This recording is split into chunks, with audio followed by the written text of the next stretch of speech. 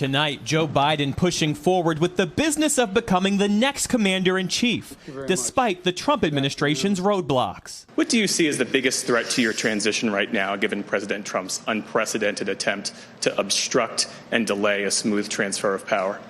More people may die if we don't coordinate. If we have to wait until January 20th to start that planning, it puts us behind over a month and a half. But so long as the president refuses to concede, the Biden transition team is shut out of the current administration's pandemic planning. Pressure now building inside the Trump administration for a smooth handoff. From Dr. Anthony Fauci. Obviously, it's something that we're concerned about, as I use the metaphor, essentially passing a baton without stopping running. And from Dr. Moncef Slaoui, who leads the Trump administration's vaccine effort.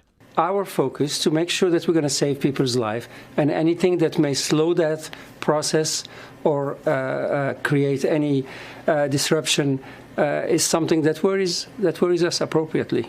Former First Lady Michelle Obama calling out the outgoing president in a lengthy Instagram post, writing in part, "This isn't a game, so I want to urge all Americans, especially our nation's leaders, regardless of party, to honor the electoral process and do your part to encourage a smooth transition of power."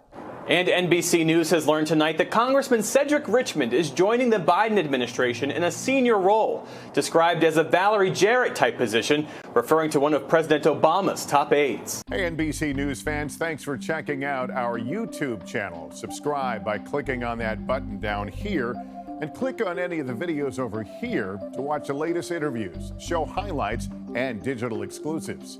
Thanks for watching.